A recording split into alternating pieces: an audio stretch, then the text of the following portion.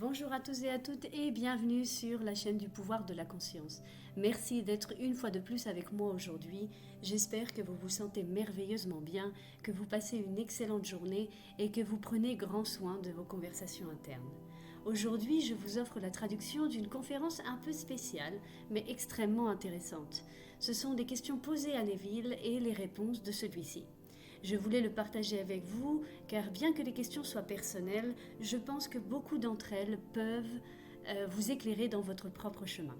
Avant de commencer avec la lecture, je vous invite à vous abonner à la chaîne si vous ne l'avez pas encore fait et n'hésitez pas à partager son contenu si vous pensez qu'il peut intéresser ou aider les personnes de votre entourage. En vous remerciant de votre temps précieux, commençons avec la lecture. Questions et réponses. Neville Goddard, 1948. Question numéro 1. Quelle est la signification des insignes sur les couvertures de vos livres? Réponse. C'est un œil imposé sur un cœur qui, à son tour, est imposé sur un arbre chargé de fruits, ce qui signifie que ce dont vous êtes conscient et que vous acceptez comme vérité, vous le réaliserez. Comme un homme pense dans son cœur, ainsi il est.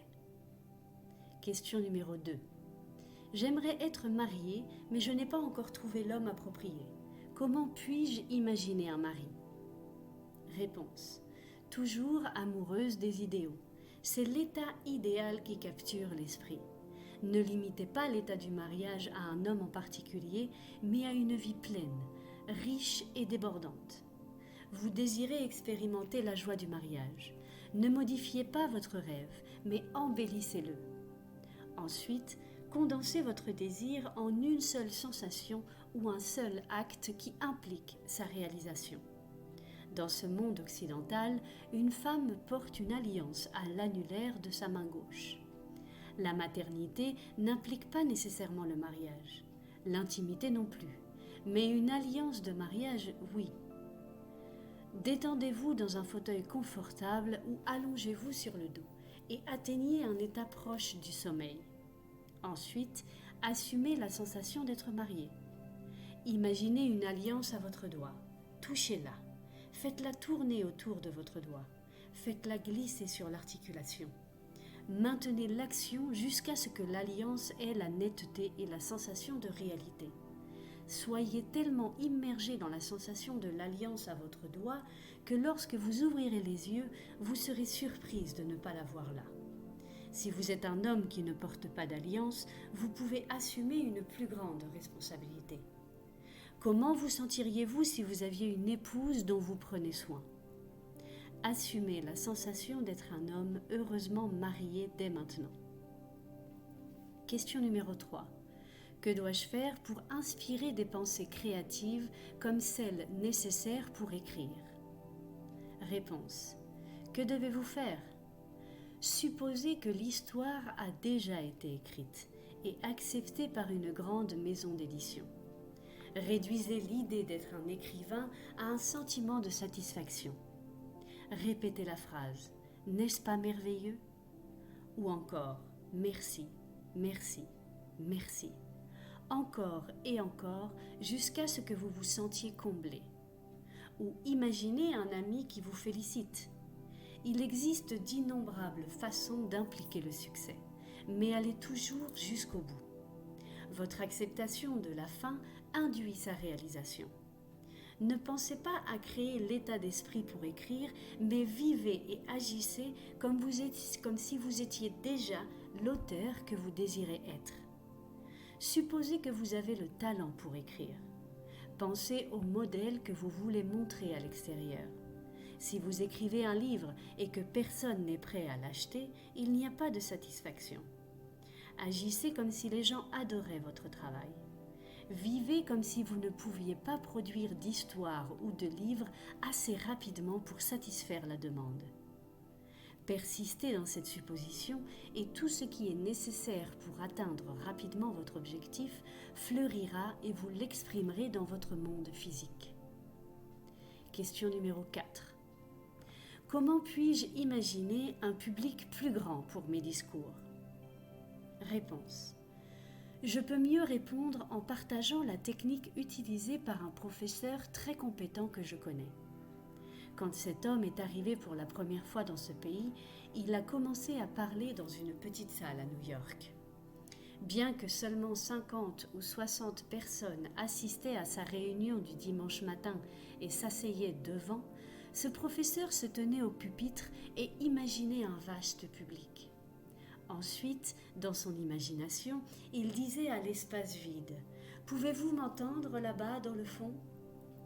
Aujourd'hui, cet homme parle au Carnegie Hall de New York, devant environ 2500 personnes chaque dimanche matin et mercredi après-midi. Il voulait parler à des foules. Il n'était pas modeste. Il n'a pas essayé de se tromper lui-même, mais a construit une foule dans sa propre conscience, et les foules sont venues. Placez-vous devant un grand public. Adressez-vous à ce public dans votre imagination. Sentez que vous êtes sur cette scène, et ce sentiment fournira les moyens. Question numéro 5. Est-il possible d'imaginer plusieurs choses en même temps, ou dois-je limiter mon imagination à un seul désir ? Réponse. Personnellement, j'aime limiter mon acte d'imagination à une seule pensée, mais cela ne signifie pas que je m'arrêterai là. Au cours d'une journée, je peux imaginer de nombreuses choses, mais au lieu d'imaginer beaucoup de petites choses, je vous encourage à imaginer quelque chose de si grand qui englobe toutes les petites choses. Au lieu d'imaginer la richesse, la santé et les amis, imaginez être en extase. On ne peut pas être en extase et ressentir de la douleur. On ne peut pas être en extase et être menacé d'expulsion. On ne peut pas être en extase sans profiter pleinement de l'amitié et de l'amour.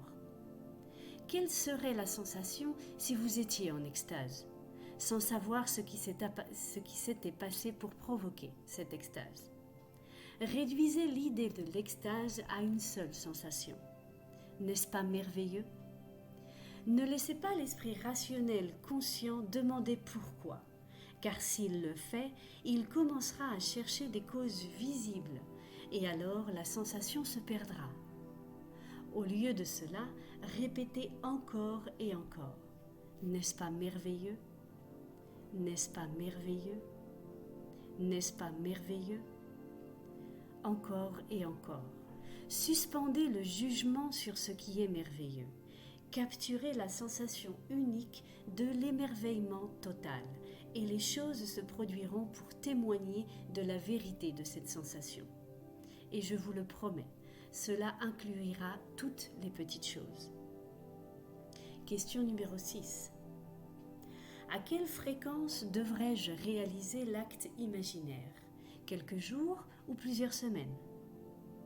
Réponse. Dans le livre de la Genèse, l'histoire de Jacob luttant avec un ange est racontée. Cette histoire nous donne la clé de ce que nous recherchons. Lorsque la satisfaction est atteinte, l'impuissance suit. Lorsque la sensation de réalité vous appartient, vous êtes mentalement impuissant, du moins pour le moment. Le désir de répéter l'acte de prière disparaît, remplacé par le sentiment de réalisation.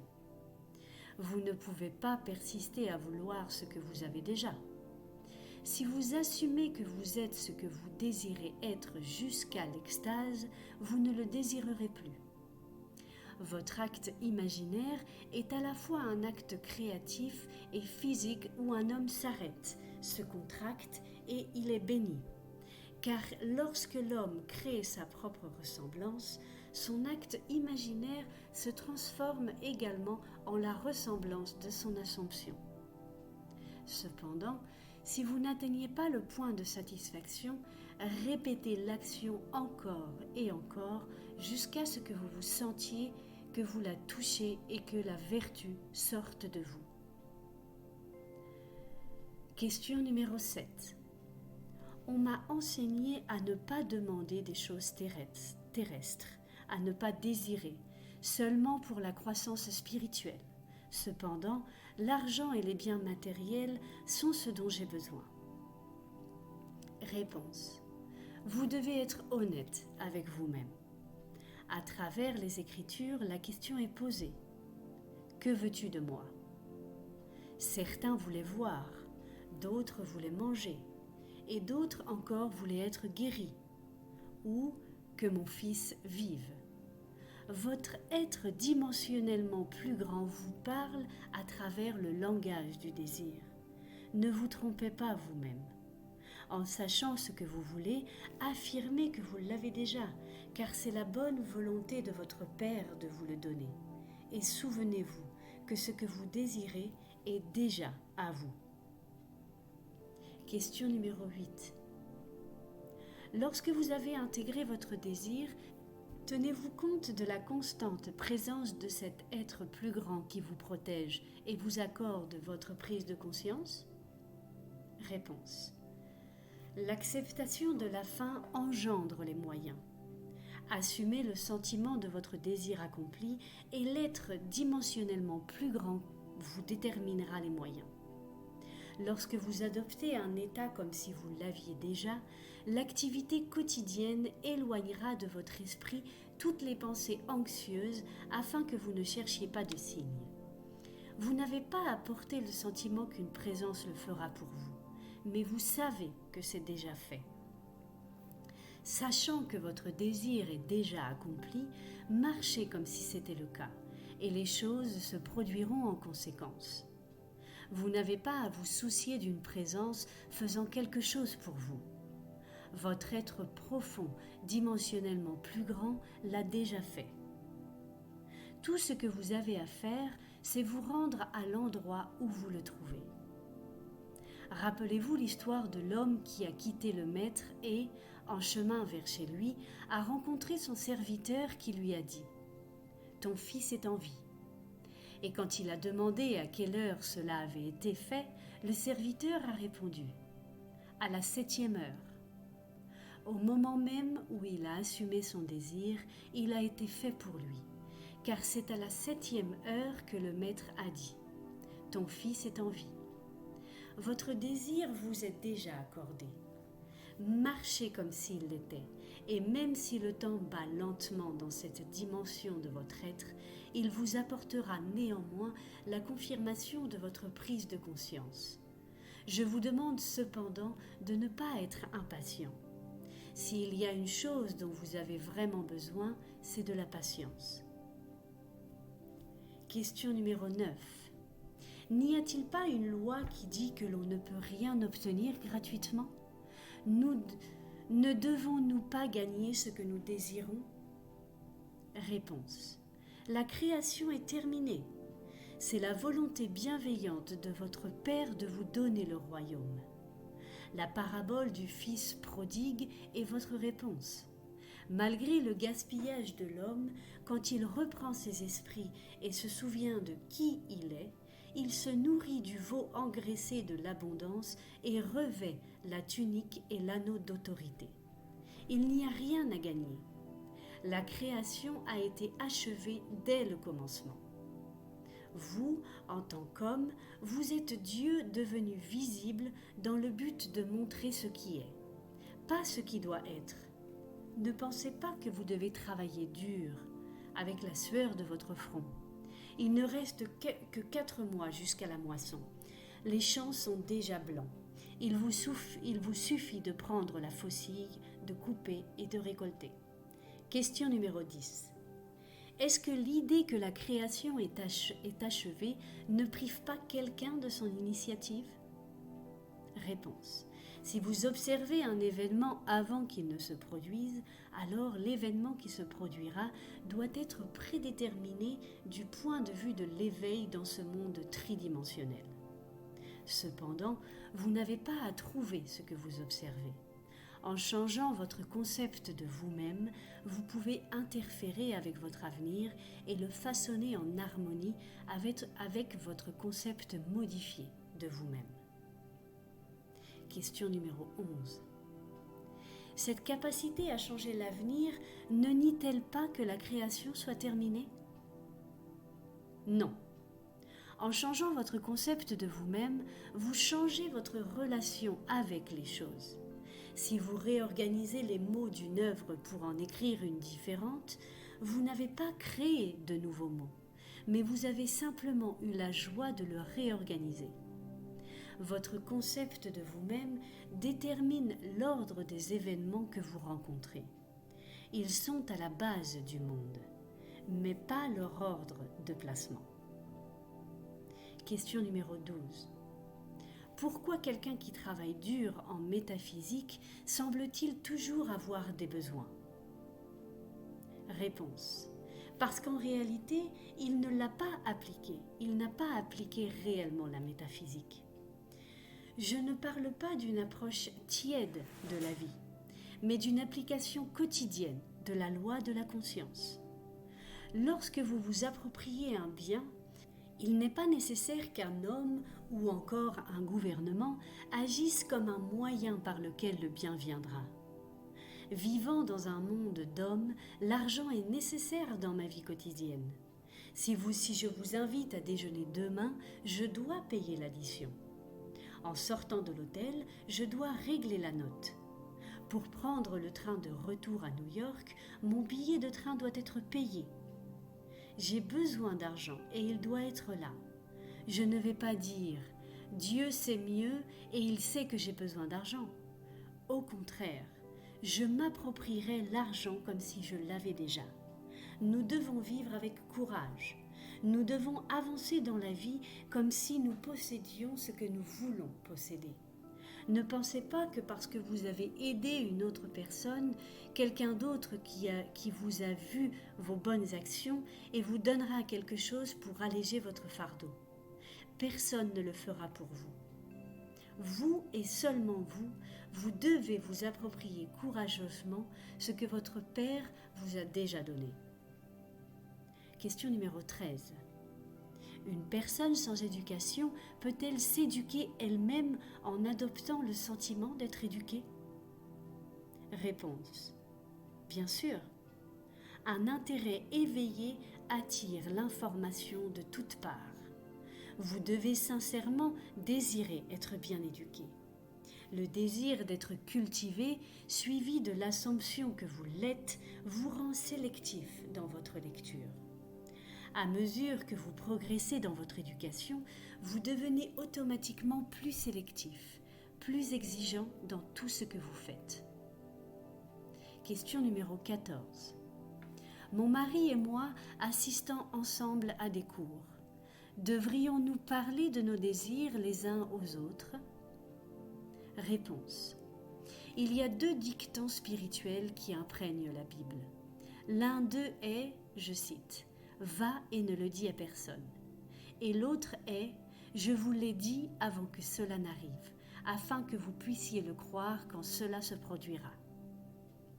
Il faut du courage spirituel pour dire à un autre que votre désir est réalisé avant qu'il ne se manifeste à l'extérieur.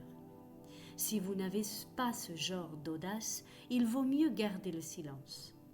Personnellement, j'aime partager mes projets avec ma femme, car nous ressentons tous les deux une grande excitation lorsque ceux-ci se réalisent.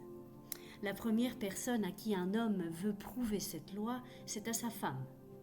On dit que Mohammed est éternellement grand parce que sa première disciple était sa femme. Question numéro 15. Devrions-nous travailler sur le même projet ou sur des projets séparés, mon mari et moi? Réponse. Cela dépend entièrement de vous deux. Ma femme et moi avons des intérêts différents, mais nous avons aussi beaucoup en commun. Vous vous souvenez de l'histoire que j'ai racontée de notre retour aux États-Unis ce printemps? J'ai senti que c'était mon devoir en tant que mari d'obtenir un billet de retour en Amérique. Alors, je l'ai approprié pour moi-même. Je pense qu'il y a certaines choses qui relèvent du domaine de ma femme dans notre contrat de mariage, comme de maintenir une maison propre et belle et trouver l'école appropriée pour notre fille. Donc elle s'occupe de ces aspects. Très souvent, ma femme me demande d'imaginer pour elle, comme si elle avait plus de foi en ma capacité à le faire qu'en la sienne propre. Cela me flatte, car tout homme digne de ce nom veut sentir que sa famille a foi en lui. Mais je ne vois rien de mal à la communion entre deux personnes qui s'aiment. Question numéro 16. Je pourrais penser que si je m'engage trop profondément dans l'état de sommeil, je ressentirai un manque de sensation. Réponse. Quand je parle de sensation, je ne fais pas référence à l'émotion, mais à l'acceptation du fait que le désir est accompli. Se sentir reconnaissant, satisfait ou béni rend facile de dire merci, ou encore n'est-ce pas merveilleux, ou c'est terminé. Lorsque vous entrez dans un état de gratitude, vous pouvez vous réveiller en sachant que c'est fait, ou vous endormir en ressentant que le désir est déjà réalisé. Question numéro 17. L'amour est-il le produit de votre propre conscience ? Réponse. Toutes les choses existent dans votre conscience, qu'il s'agisse d'amour ou de haine. Rien ne vient de l'extérieur. Les collines que vous recherchez pour de l'aide sont celles de l'intérieur. Vos sentiments d'amour, de haine ou d'indifférence découlent tous de votre propre conscience. Vous êtes infiniment plus grand que ce que vous pourriez jamais concevoir. Jamais, pour l'éternité, vous ne pourrez atteindre le dernier vous. Vous êtes merveilleux. L'amour n'est pas votre produit, vous êtes l'amour, car c'est ce que Dieu est, et le nom de Dieu est « Je suis », le même nom par lequel vous vous appelez avant de faire une affirmation sur l'état dans lequel vous êtes maintenant. Question numéro 18. Supposons que mes désirs ne peuvent pas se concrétiser avant de 6 mois à 1 an. Dois-je attendre pour les imaginer ? Lorsque le désir est en vous, c'est le moment d'accepter votre désir dans sa totalité. Il y a peut-être des raisons pour lesquelles l'urgence vous est donnée en ce moment. Votre être tridimensionnel peut penser que ce n'est pas possible maintenant, mais votre esprit quadridimensionnel sait que c'est déjà le cas. Alors le désir doit être accepté par vous comme un fait physique maintenant. Supposons que vous vouliez construire une maison. L'urgence de l'avoir est maintenant, mais il faudra du temps pour que les arbres poussent et que le charpentier construise la maison. Même si l'urgence semble grande, n'attendez pas pour vous y adapter. Revendiquez la possession dès maintenant et laissez-la s'objectiver à sa manière particulière. Ne dites pas que cela prendra 6 mois ou 1 an. Au moment où le désir vient à vous, considérez-le déjà comme un fait. Vous et vous seul avez donné à votre désir une période de temps, et le temps est relatif dans ce monde. N'attendez rien, acceptez-le maintenant comme si c'était vrai et voyez ce qui se passe. Lorsque vous avez un désir, le plus profond en vous, c'est ce que les hommes appellent Dieu. Il vous exhorte par le langage du désir à accepter ce qui est, pas ce qui doit être. Le désir est simplement sa communion avec vous, vous disant que votre désir est à vous maintenant. Votre acceptation de ce fait se manifeste par votre adaptation totale, comme si c'était vrai. Question numéro 19. Pourquoi certains d'entre nous meurent-ils jeunes ? Réponse.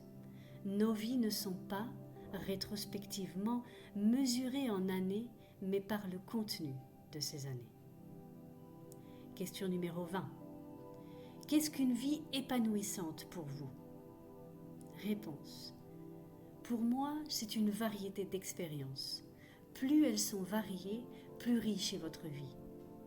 À la mort, vous fonctionnez dans un monde dimensionnellement plus grand et vous jouez votre partition sur un clavier composé d'une vie d'expériences humaines. Par conséquent, plus vos expériences sont variées, plus votre instrument est précis et plus votre vie est riche. Question 21. Que se passe-t-il avec un enfant qui meurt à la naissance ? Réponse. L'enfant qui est né vit éternellement, car rien ne meurt. Il peut sembler que l'enfant qui meurt à la naissance n'est pas le clavier de l'expérience humaine, mais, comme l'a dit un poète un jour, « Il a tracé un cercle et m'a laissé dehors. C'était hérétique, offensant, un manque de considération. Mais l'amour et moi étions plus intelligents. Nous avons tracé un cercle qui l'incluait. » L'amoureux a l'accès aux expériences sensorielles de l'amant. Dieu est amour, donc, en fin de compte, chacun a un instrument dont le clavier est composé des impressions sensorielles de tous les hommes. Question 22. Quelle est votre technique de prière? Réponse. Elle commence par le désir, car le désir est la principale source d'action. Vous devez connaître et définir votre objectif, puis le condenser en une sensation impliquant sa réalisation. Lorsque votre désir est clairement défini, immobilisez votre corps physique et expérimentez mentalement l'action qui implique sa réalisation. Répétez cet acte encore et encore jusqu'à ce qu'il prenne une vivacité et une sensation de réalité. Ou bien, condensez votre désir en une phrase unique impliquant sa réalisation telle que « N'est-ce pas merveilleux ?» ou « C'est fini ». Répétez cette phrase ou cette action condensée mentalement encore et encore. Ensuite, soit vous vous réveillez de cet état, soit vous sombrez profondément. Peu importe, car l'acte est accompli lorsque vous l'acceptez complètement comme étant terminé dans cet état semi-conscient, endormi. Question 23. Deux personnes veulent le même poste. L'une l'a, l'autre l'avait et veut maintenant la récupérer. Réponse. Votre père, celui qui est dimensionnellement plus grand que vous, a des moyens et des chemins que vous ne connaissez pas. Acceptez sa sagesse. Ressentez que votre désir est accompli, puis permettez à votre père de vous le donner. La personne actuelle pourrait être promue à un poste plus élevé, ou se marier avec un homme fortuné et abandonner son travail. Elle pourrait recevoir une grande somme d'argent ou choisir de déménager dans un autre état. Beaucoup de gens disent qu'ils veulent travailler, mais je remets sérieusement cela en question. Ils veulent la sécurité et conditionnent la sécurité à un emploi. Mais je ne pense vraiment pas que la personne moyenne veuille réellement se lever le matin et aller travailler. Question numéro 24. Quelle est la cause de la maladie et de la douleur? Réponse. Le corps physique est un filtre émotionnel. De nombreuses maladies humaines, autrefois considérées comme purement physiques, sont maintenant reconnues comme étant enracinées dans des troubles émotionnels. La douleur provient du manque de détente. Lorsque vous dormez, il n'y a pas de douleur. Si vous êtes sous anesthésie, il n'y a pas de douleur parce que vous êtes détendu, pour ainsi dire. Si vous avez mal, c'est parce que vous êtes tendu et que vous essayez de forcer quelque chose. Vous ne pouvez pas forcer une idée à s'incarner, vous la possédez, tout simplement. C'est une attention avec un effort minimal. Seule la pratique vous amènera à ce point où vous pouvez être attentif et détendu en même temps. L'attention est la tension vers un but, et la détente est tout le contraire.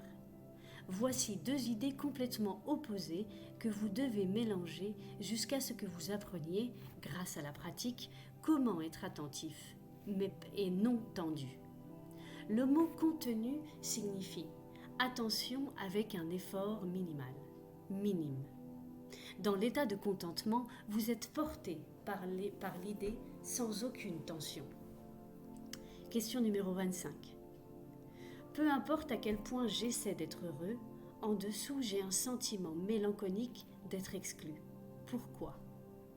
Réponse. Parce que vous avez l'impression de ne pas être aimé. Si j'étais vous, je supposerais que je suis aimé. Vous connaissez la technique. L'assomption que vous êtes aimé peut sembler fausse quand vous l'assumez au départ. Mais si vous vous sentez aimé et respecté et que vous persistez dans cette hypothèse, vous serez surpris de voir comment les autres vous recherchent. Ils commenceront à voir des qualités en vous qu'ils n'avaient jamais vues auparavant. Je vous le promets, Si vous supposiez que vous êtes aimé, vous le seriez. Question numéro 26. Si la sécurité est venue à moi à travers la mort d'un être cher, est-ce que j'ai provoqué moi-même cette mort? Réponse. Ne pensez même pas une seconde que vous avez provoqué une mort en supposant la sécurité. Le plus grand vous ne fera de mal à personne. Il voit tout et, connaissant la durée de vie de tous, peut inspirer l'autre à vous donner ce qu'il peut pour réaliser votre hypothèse. Vous n'avez pas tué la personne qui vous a nommé dans son testament. Si, quelques jours après avoir totalement accepté l'idée de sécurité, l'oncle Jean a quitté ce plan tridimensionnel et vous a laissé son héritage, c'est simplement parce que c'était le moment pour l'oncle Jean de partir. Il n'est pas mort une seconde avant son heure. Le plus grand vous a vu la durée de vie de Jean et l'a utilisé comme moyen d'accomplir votre sensation de sécurité et de liberté. L'acceptation de la fin induit les moyens pour atteindre cette fin. Ne vous souciez de rien d'autre que de la fin. N'oubliez jamais que la responsabilité de le faire de cette façon est complètement écartée de vos épaules. C'est à vous parce que vous l'avez accepté ainsi. Question numéro 27. J'ai plus d'un objectif. Serait-il inefficace de se concentrer sur des objectifs différents à différents moments de concentration? Réponse. J'aime prendre une ambition absorbante, la réduire à une seule phrase ou à un acte court impliquant l'accomplissement. Mais je ne limite pas mon ambition. Je sais seulement que mon objectif réel inclura tous les petits moments.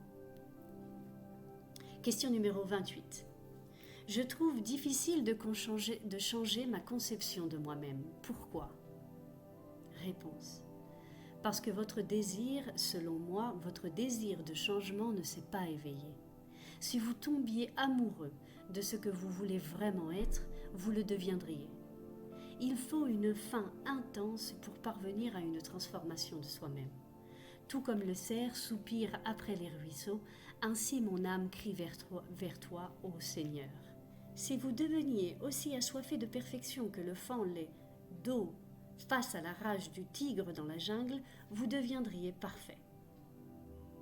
Question numéro 29.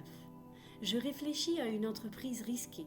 Cela signifie beaucoup pour moi, mais je ne peux pas imaginer comment cela pourrait devenir réalité. Réponse. Vous êtes libéré de cette responsabilité. Vous n'avez pas à le rendre réalité. Ça l'est déjà. Bien que votre conception actuelle de vous-même semble si éloignée de l'entreprise que vous envisagez maintenant, elle existe déjà comme une réalité en vous. Imaginez comment vous vous sentiriez et ce que vous feriez si votre entreprise risquée était un grand succès. Identifiez-vous avec ce personnage et avec ce sentiment, et vous seriez surpris de voir à quelle vitesse vous réalisez votre rêve. Le seul sacrifice que vous êtes appelé à faire est d'abandonner votre conception actuelle de vous-même et d'embrasser le désir que vous voulez exprimer. Question numéro 30. En tant qu'étudiant en métaphysique, on m'a appris à croire que les croyances de la race et les suppositions universelles m'affectent. Voulez-vous dire que c'est seulement dans la mesure où je donne du pouvoir à ces croyances universelles sur moi que je suis influencé par elles? Réponse. Oui, bien sûr. C'est seulement votre point de vue individuel, tandis que votre monde témoigne toujours de votre conception actuelle de vous-même. Si quelqu'un vous offense, changez votre conception de vous-même. C'est la seule façon de faire changer les autres. Le journal de ce soir peut être lu par 6 personnes différentes dans cette salle, et aucune n'interprétera la même histoire de la même manière. L'une sera exaltée, l'autre déprimée, une autre indifférente, et ainsi de suite. Pourtant, c'est la même histoire. Les suppositions universelles, les croyances de race, appelez-les comme vous voulez, elles ne sont pas importantes pour vous.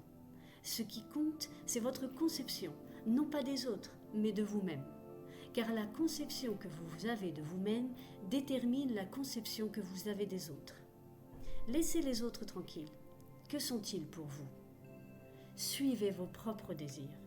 Cette loi est toujours en action, elle est toujours absolue. Votre conscience est le rocher sur lequel toutes les structures reposent. Observez de quoi vous êtes conscient. Vous n'avez pas besoin de vous inquiéter des autres, car vous êtes soutenu par l'absolu de cette loi. Aucun homme ne vient à vous de sa propre décision, que ce soit bien, mal ou indifférent. Il ne vous a pas choisi. Vous l'avez choisi.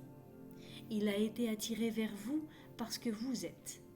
Vous ne pouvez pas détruire l'état que quelqu'un représente par la force. Au contraire, laissez-le en paix. Que représente-t-il pour vous ? Élevez-vous à un niveau de conscience supérieur et vous trouverez un nouveau monde qui vous attend. Et pendant que vous vous sanctifiez, les autres seront sanctifiés. Question numéro 31. Qui a écrit la Bible ? La Bible a été écrite par des hommes intelligents qui utilisaient des mythes solaires et phalliques pour révéler des vérités psychologiques.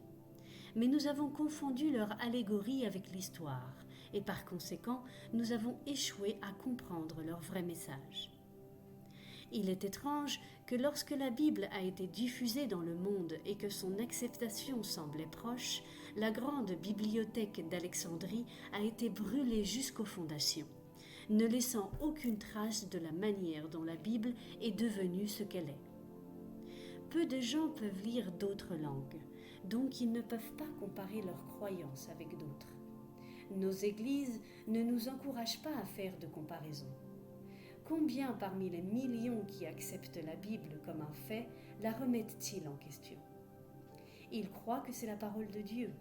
Ils acceptent aveuglément les mots et perdent ainsi l'essence qu'ils contiennent. Ayant accepté le véhicule, ils ne comprennent pas ce que le véhicule transmet. Question numéro 32. Utilisez-vous les apocryphes ? Réponse. Pas dans mon enseignement. J'ai plusieurs volumes d'apocryphes à la maison. Ils ne sont pas supérieurs aux 66 livres de notre Bible actuelle. Ils racontent simplement la même vérité d'une manière différente. Par exemple, il y a l'histoire de Jésus quand il était enfant, observant les enfants fabriquer des oiseaux en argile. En prenant les oiseaux dans ses mains, ils prétendent que les oiseaux volent. Jésus s'approche et détruit les oiseaux de ses mains. Alors qu'il commence à pleurer, il prend l'un des oiseaux cassés et le remodèle. Le tenant en l'air, il souffle dessus et l'oiseau prend son envol. Voici une histoire de quelqu'un venu pour briser les idoles dans l'esprit des hommes, puis leur montrer comment utiliser la même substance et la remodeler en une belle forme et lui donner la vie. C'est ce que cette histoire essaie de transmettre. Je ne suis pas venu apporter la paix, mais l'épée. La vérité tue toutes les petites poules d'argile de l'esprit. Elle tue les illusions, puis les remodèle selon un nouveau modèle qui rend l'homme libre. Question numéro 33. Si Jésus était un personnage fictif créé par les écrivains bibliques pour illustrer certains drames psychologiques, comment expliquez-vous le fait que lui et sa philosophie soient mentionnés dans l'histoire non religieuse et non chrétienne de cette époque ? N'étaient-ce pas de véritables fonctionnaires romains en chair et en os, Ponce Pilate et Hérode, à l'époque ? Réponse. L'histoire de Jésus est identique à l'histoire du sauveur hindou Krishna. Ce sont les mêmes personnages psychologiques. On supposait qu'ils étaient tous deux nés de mère vierge. Les dirigeants de l'époque les cherchaient pour les détruire quand ils étaient enfants. Les deux guérissaient les malades, ressuscitaient les morts, enseignaient l'évangile de l'amour et mouraient en martyrs pour l'humanité. Tant les hindous que les chrétiens croient que leur sauveur est Dieu fait homme. Aujourd'hui, les gens citent Socrate, mais la seule preuve de l'existence de Socrate se trouve dans les œuvres de Platon. On dit que Socrate a bu la cigue, mais je vous demande, qui est Socrate ? Un jour, j'ai cité un verset de Shakespeare et une dame m'a dit « Mais Hamlet a dit ça ». Hamlet ne l'a jamais dit. Shakespeare a écrit les lignes et les a mises dans la bouche d'un personnage qu'il a créé et appelé Hamlet.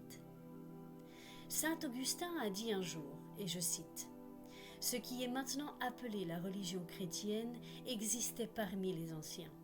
Ils ont commencé à appeler le christianisme la vraie religion, mais elle n'a jamais existé. Question numéro 34. Utilisez-vous des affirmations et des négations? Réponse. Abandonnons ces écoles de pensée qui utilisent les affirmations et les négations. La meilleure affirmation et la seule efficace est une supposition qui implique en elle-même la négation de l'état précédent. La meilleure négation que vous pouvez faire, c'est l'indifférence totale. Les choses se fanent et meurent par l'indifférence. Elles restent en vie par l'attention. Vous ne niez pas une chose en disant qu'elle n'existe pas. Au contraire, vous y mettez du sentiment en la reconnaissant. Et ce que vous reconnaissez comme vrai est vrai pour vous, que ce soit bon, mauvais ou indifférent. Question numéro 35. Est-il possible pour quelqu'un de sembler mort et ne pas être vraiment mort? Réponse. Le général Lee était censé être né 2 ans après que sa mère, qui était supposée morte, a été enterrée vivante. Heureusement pour elle, elle n'a pas été embaumée ou enterrée dans la terre, mais dans un mausolée où quelqu'un l'a entendu crier et l'a libérée. 2 ans plus tard, Madame Lee a donné naissance à un fils qui est devenu le général Lee. Cela fait partie de l'histoire de ce pays. Question numéro 36. Comment quelqu'un qui était pauvre dans sa jeunesse peut-il réussir dans la vie? Réponse. Nous sommes des créatures d'habitude, formant des schémas mentaux qui se répètent encore et encore. Bien que l'habitude agisse comme une loi irrésistible qui nous pousse à répéter ces schémas, ce n'est pas une loi, car vous et moi pouvons changer ces schémas. Beaucoup d'hommes qui ont réussi comme Henry Ford, Rockefeller et Carnegie étaient pauvres dans leur jeunesse. De nombreux grands noms de ce pays viennent de familles pauvres, mais ils ont laissé derrière eux d'immenses réalisations dans les domaines de la politique, de l'art ou encore de la finance. Un soir, un de mes amis a assisté à une réunion de jeunes cadres en publicité. Le conférencier de la soirée leur a dit « Je n'ai qu'une chose à vous dire ce soir, c'est de devenir grand, et vous ne pouvez pas échouer. » Il a pris un bocal ordinaire, l'a rempli avec 2 sacs, l'un de noix anglaises et l'autre de petits haricots. En les mélangeant avec sa main, il a commencé à secouer le récipient et a dit « Ce récipient représente la vie. Vous ne pouvez pas arrêter son agitation, car la vie est un rythme vital, conscient, constant et palpitant. Mais observez. » Pendant qu'ils regardaient tous, les grosses noix remontaient à la surface, tandis que les petits haricots tombaient au fond. En regardant dans le bocal, l'homme a demandé « Qui parmi vous se plaint et demande pourquoi ?» Puis il a ajouté « N'est-ce pas étrange que le bruit vienne du bocal et non de l'extérieur ?» Un haricot se plaint qu'il aurait pu accomplir de grandes choses s'il avait eu le même environnement que la noix, mais il n'a jamais eu cette chance. Ensuite, le conférencier a pris un petit haricot du fond du récipient et l'a placé en haut en disant « Je peux déplacer le haricot par la seule force, mais je ne peux pas empêcher le récipient de la vie de s'agiter. » Et en secouant le récipient à nouveau, le petit haricot glissait à nouveau vers le bas.